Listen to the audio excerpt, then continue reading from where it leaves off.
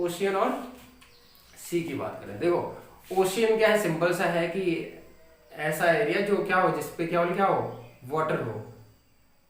तो the place which contain large amount of water, तो उसे क्या बोलेंगे, ओशियन। ओशियन आपको समझ में आता है ना, कि मतलब जहाँ पे केवल पानी पानी पानी पानी हो, क्या होगा, ओशियन। और सी, देखो ओशियन और सी कुछ और नहीं, एक ही चीज है, ठीक है। सी को क्या बोलते हैं, सी जो मतलब ओशियन क्या होता है, जहाँ चारों तरफ लैंड आपको दिखाई ना दे बिल्कुल, वो कहलाएगा ओशियन। जहाँ पे कहीं कहीं पे लैंड दिखाई दे, ठीक है, वो क्या कहलाएगा, सी दिखाए, वो कहलाएगा सी कहलाएगा। जैसे जैसे मुंबई के आप कोस्टल एरियाज में खड़े हो, मतलब समुद्र के जस्ट बगल में खड़े हो, तो देखो लैंड दिखाई दे रहा है, समुद्र के जस्ट बगल में लैंड है ना, तो उसे हम सी बोलेंगे। जब एकदम बीचों बीच में चले जाओगे, जहाँ पे आपको दूर दूर तक लैंड दिखाई नहीं दे रहा होगा, उसे क्या बोलेंगे, ओशियन। तो ओशियन और सी लगभग एक ही टर्म है, रिलेटेड टर्म है, कंफ्यूज मत होइएगा। ओशियन और सी की बात, अब देखो यहाँ पे केवल क्या है, वाटर वाटर वाटर है, ठीक है। और कैसा वाटर है, सॉल्टी वाटर, तो लिख लेंगे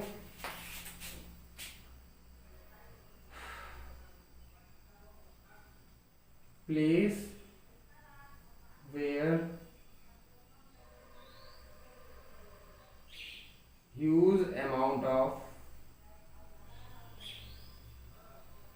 salty water is present। तो ऐसा जगह जहाँ पे क्या बहुत ज्यादा अमाउंट में सॉल्टी वाटर मौजूद होता है, उसे क्या बोलते हैं हम लोग, ओशियन बोलते हैं, या सी के नाम से भी हम बोल सकते हैं। बात क्लियर हो रही है।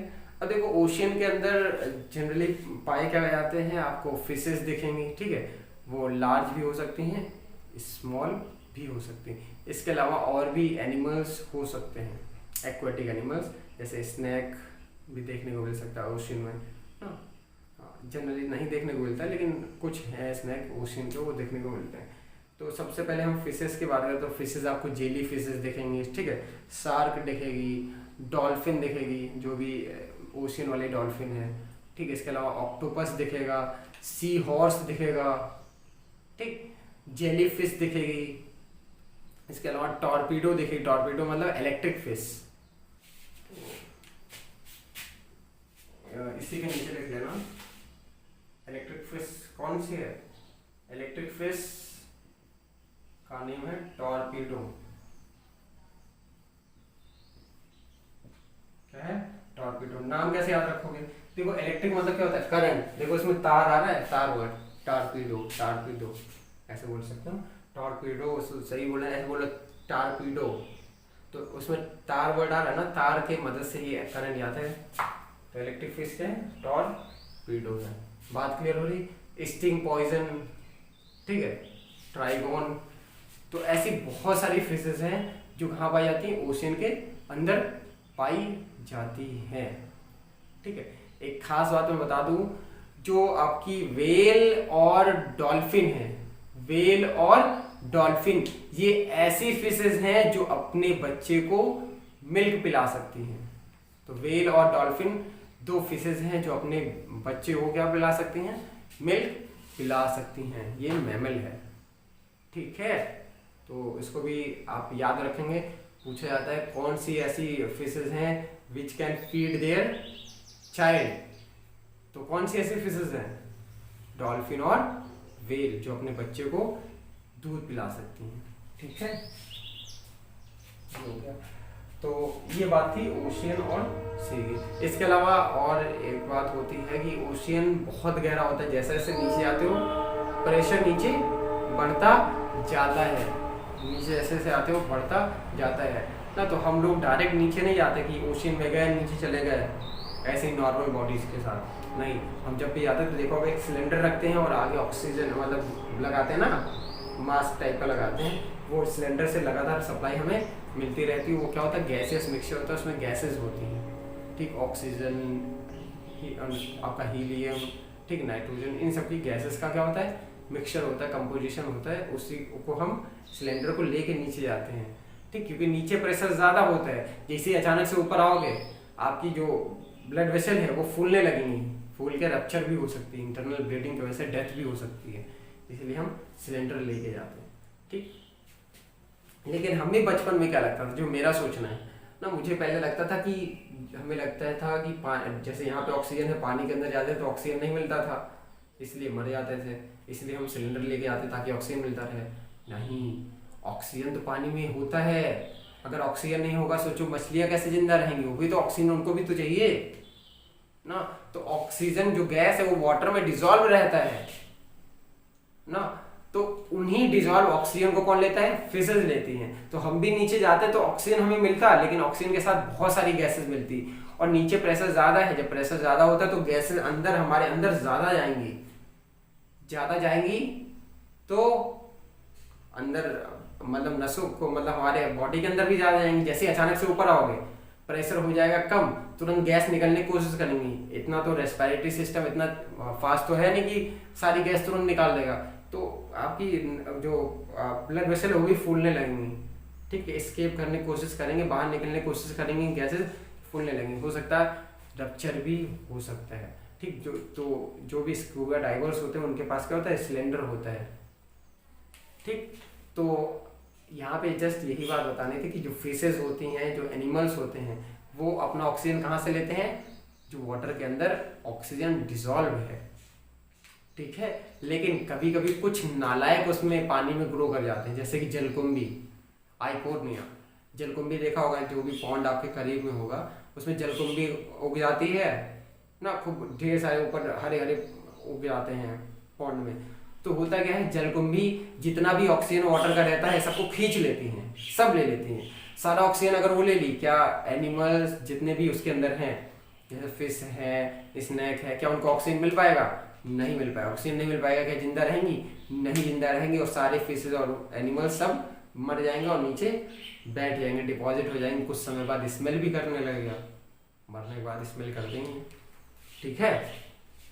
तो डिजॉल्व ऑक्सीजन को कौन लेता है, एनिमल्स लेते, लेकिन जो आइकोर्निया है जलकुंभी, ये क्या करती है, बहुत खतरनाक होती है, सारा ऑक्सीजन ले लेती है, जिसकी वजह से आपकी जो भी एनिमल्स हैं वो मर जाएंगे तो पॉन्ड की भी डेथ हो जाएगी, और अरे सारे एनिमल खत्म हो जाएंगे तो पॉन्ड भी धीरे धीरे, पानी खराब हो जाएगा ना, बदबू आने लगा, धीरे धीरे वो भी खत्म हो जाएगा, ठीक। तो इसीलिए जलकुंभी जब निकलता है तो हम लोग जलकुंभी निकाल के फेंकते हैं।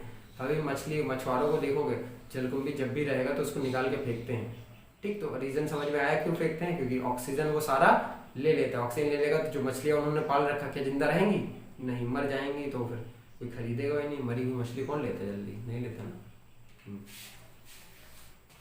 तो उसी सीधी बात समझ में आ गई। फ्रेश वाटर की बात करते हैं, देखो पहले तो फ्रेश वाटर जो है पूरे अर्थ पे केवल 1% ही है, या फिर बोले 1% से कम है, 1% भी नहीं है ना। तो जो फ्रेश वाटर है पूरे अर्थ पे वो 1% से भी कम है, मतलब समथिंग 0.3 या 0.4% है।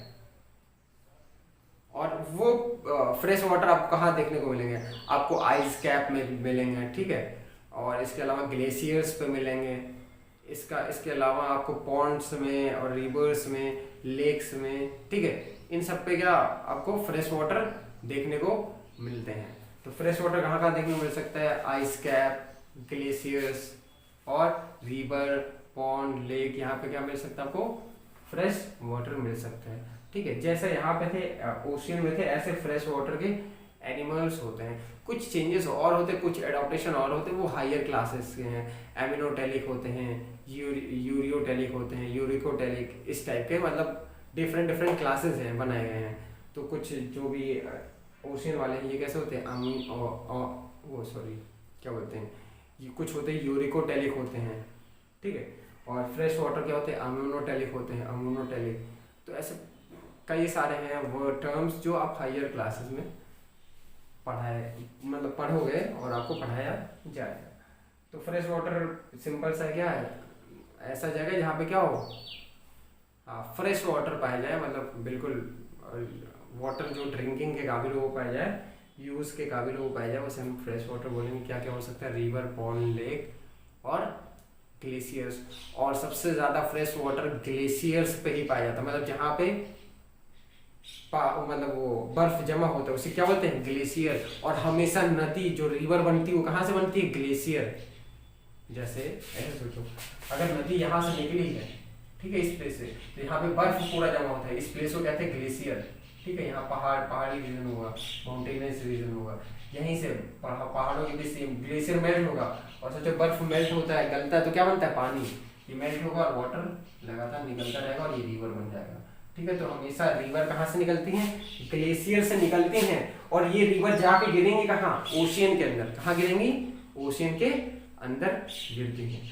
तो ये फ्रेश वाटर की बात है। फ्रेश वाटर में क्या क्या पाए जाएंगे, स्नैक पाए जाएंगे, बहुत सारी फिशेस पाई जाती हैं, ठीक है। इसके अलावा कुछ प्लांट्स भी होते हैं, ओशियन के अंदर भी प्लांट्स उगते हैं, ठीक है, जैसे आपके कैल्प्स हो गए, मतलब कुछ एल्गी के टाइप है, कैल्प्स हो गए, वो सब है, ठीक।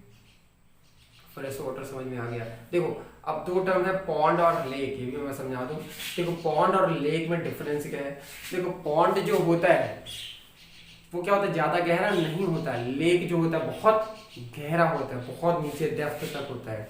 दूसरा, पहली बात ये होगी। दूसरी बात क्या है, जो लेक है वो एक्चुअली होता क्या है, ऐसा मतलब लैंड जिसमें वाटर हो और वो चारों तरफ से क्या हो, कवर्ड हो लैंड से, मतलब ऐसा प्लेस जो वाटर कंटेन किया हो और चारों तरफ क्या हो, लैंड हो। तो सिंपल सा बोल सकते हैं, when water covered with a land all around it, मतलब जो वाटर है, प्लेस है जिसमें वाटर है, उसके चारों तरफ क्या हो, लैंड हो, लैंड से घिरा, उसे हम क्या बोलेंगे, पॉन्ड बोलेंगे, और उसी को हम लोग लेक भी बोलते हैं। दोनों चीज एक ही है, ठीक है। लेक बस गहरा होता है, पॉन्ड कम गहरा होता है।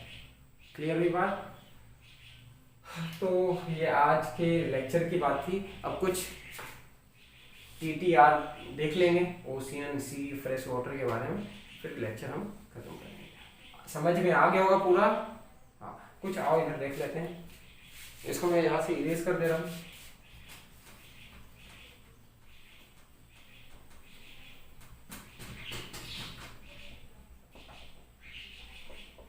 तो इन चीज़ों को आप अच्छे से याद कर लीजिएगा। हाँ, एक और मछली मैं बता दे रहा हूँ, फिश जो उड़ती है, जिसके पंख होते हैं, पंख वाली फिश जो है, उड़ने वाली फिश, उसको बोलते हैं एक्सोकोइटिस, ठीक है। फ्लाइंग फिश, उड़ने वाली फिश क्या है, एक्सोकोइटिस। कैसे याद रखो, देखो अगर ये टर्म कहीं देखो, ये एग्जिट का मतलब क्या होता है, निकास, मतलब बाहर निकलने वाला ना, तो लिखा होता है एग्जिट डोर, मतलब बाहर निकलने वाले डोर। तो एग्जिट मतलब ये जो टर्म, अगर इसको एक्स कहीं भी ये लिखा हो EX, तो इसका मतलब समझ जाना किससे रिलेटेड है, एग्जिट से, मतलब बाहर निकलने से। तो देखो इसका नाम है क्या, एक्सो, देखो है ना, EX है ना, एक्सो मतलब बाहर निकलने वाले।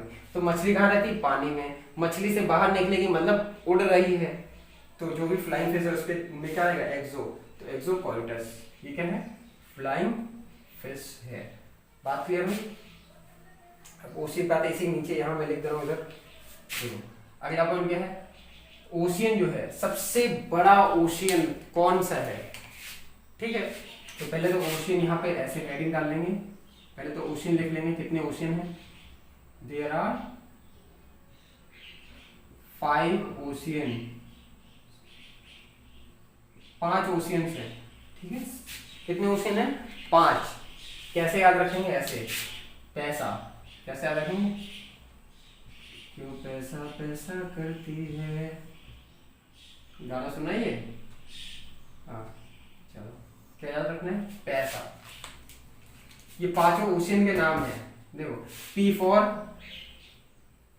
पैसिफिक ओशियन, ये PACIFIC पैसिफिक ओशियन, ये है अटलांटिक ओशियन, ठीक है। I for, very good, Indian ocean. S for southern ocean, SOUTHERN, southern ocean, spelling mistake मत करिएगा। A फॉर आर्कटिक ओशियन, ठीक है। तो ये 5 टाइप्स के ओशियंस हैं जो कि पूरे वर्ल्ड में है। 5 ओशियन है अपने यहाँ, पैसिफिक, अटलांटिक, इंडियन, सदर्न और आर्कटिक, ठीक, अब ये जो ऑर्डर लिखा है जिस ऑर्डर में, ये ऑर्डर है इनका डिक्रीजिंग ऑर्डर, मतलब सबसे बड़ा पैसिफिक, सबसे छोटा आर्कटिक, और सबसे बड़ा ये, फिर ये, फिर ये, फिर सबसे बड़ा ये है, फिर उससे छोटा ये, फिर उससे छोटा ये, फिर उससे छोटा ये, फिर सबसे छोटा ये। तो सबसे स्मॉलेस्ट ओशियन कौन सा है? Arctic ocean. सबसे बिगेस्ट ओशियन कौन सा है? Pacific ocean. ये याद रहेगा पैसा, तो आपको याद रहेगा कौन सा बड़ा कौन सा छोटा। इसके अलावा कितने ओशियन हैं वर्ल्ड में? 5। क्लियर? पक्का? 7 कंटिनेंट्स हैं, 5 ओशियंस हैं। तो ओशियन समझ में आया कौन सा बड़ा कौन सा छोटा, मैं लिखा नहीं रहा हूँ। सबसे पूछा जाए सबसे बिगेस्ट ओशियन पैसिफिक, सबसे स्मॉलेस्ट बोले तो हाँ स्मॉलेस्ट ओशियन ये बोल दो तो क्या होगा? Arctic ocean. तो ऐसे यहाँ पे हल्का सा एरो ऐसे लगा देना, इसका मतलब क्या है? डिक्रीजिंग ऑर्डर है ना, सबसे बड़ा ये, फिर ये, फिर ये, फिर ये, फिर ये ओशियन की बात होगी।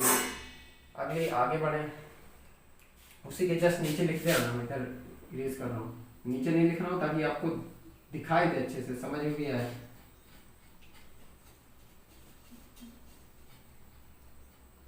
बाकी आप लोग को क्या करना है, आपको पेज नंबर मतलब पहले पेज से जो भी स्टार्टिंग चैप्टर का है उससे आपको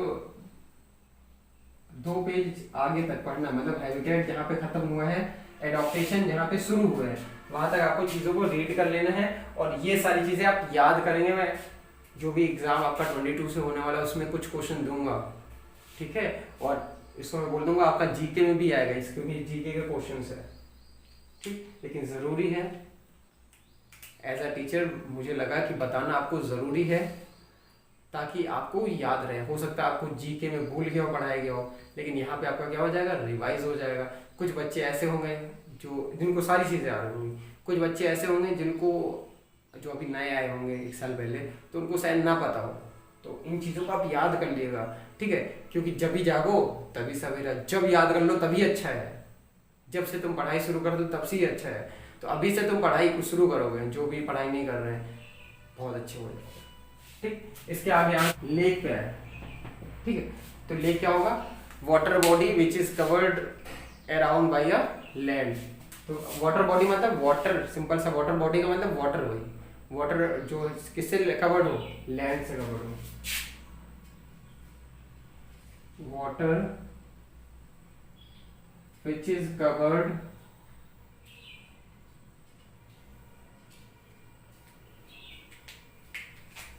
all around by the land। तो ऐसा वाटर जो चारों तरफ से किससे घिरा हो? पानी से, सॉरी लैंड से घिरा हो, उससे हम क्या बोलेंगे? लेक अपन लोग बोलेंगे। सबसे बड़ा लेक और छोटा लेक देख लेते हैं। तो largest lake of the world, सबसे बड़ा लेक कौन सा है? वो है आपका कैस्पियन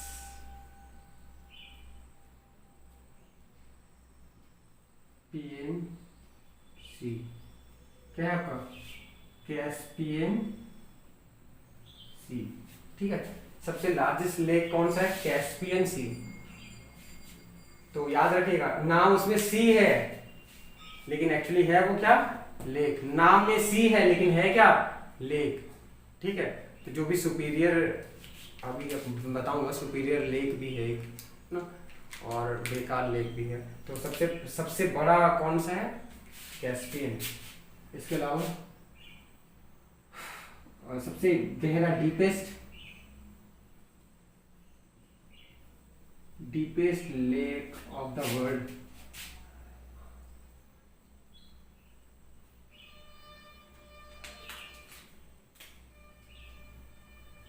वर्ल्ड का डीपेस्ट लेक वो है बैकाल लेक। सबसे गहरा लेक दुनिया का कौन है? Baikal lake. कैस्पियन सबसे बड़ा, बैकाल सबसे गहरा, ठीक है? इसके अलावा लंबाई में भी देखा, मतलब चौड़ाई में भी देखा जाता है, लंबाई में भी देखा जाता है। तो उतना नहीं, बस अभी अपने लेवल पे इतना याद रखो, लार्जेस्ट कैस्पियन और डीपेस्ट बैकाल है, ठीक। सुपीरियर लेक भी है, मतलब मीठे पानी का। उसके अलावा सबसे बिगेस्ट मतलब फ्रेश वाटर बोले मीठे पानी का, तो फिर वो क्या है, सुपीरियर लेक है वर्ल्ड का। तो वो याद हो जाएगा आपको, ठीक है। इन दोनों नाम को आप याद रखें, लार्जेस्ट, कैस्पियन, डीपेस्ट, बेकार। इसके अलावा जो भी पूछा जाए वो आपका सुपीरियर लग जाएगा, ठीक है। पूछा वही जाएगा कि सबसे मीठे पानी का बड़ा सुपीरियर लेक। इसके अलावा कहाँ है, इंडिया में है। बिगेस्ट लेक बोले, लार्जेस्ट लेक, बिगेस्ट लेक, यहाँ लिख लो, fresh water lake of India. India का फ्रेश वाटर लेक कौन सा है, वो है वूलर लेक, वूलर लेक, ठीक। वूलर लेक है जो कि कहाँ है, जम्मू एंड कश्मीर में। फ्रेश वाटर का बिगेस्ट लेक कहाँ है, वूलर लेक, जम्मू कश्मीर में। इसके अलावा मैं अगला पॉइंट यहाँ वाला इधर मैं लिख दे रहा हूँ, ठीक है, उधर आपको दिखाई मिलेगा। अगला क्या है, बिगेस्ट, वो फ्रेश वाटर था, salt water lake, salty water lake, ये है आपका चिल्का लेक। ये क्या है, चिल्का लेक। चिल्का लेक आपका कहाँ है, ओडिशा में। चिल्का ओडिशा में है और वूलर कहाँ है, जम्मू एंड कश्मीर में है। देखो याद कैसे रखते हैं, देखो यहाँ सी लिखा ना, सी को हल्का सा कर बोलो, क्या बन जाएगा, ओ फॉर ओडिशा, ठीक है। वूलर अगर ऐसे लिखा है, ऐसे अगर इसको मिटा दे तो ये क्या बन गया, ये जे। तो वूलर कहाँ है, जम्मू एंड कश्मीर में, ठीक है। ऐसे याद कर लेगा। So this was all about the today's lecture. We will meet and continue this chapter in the next lecture. Thank you.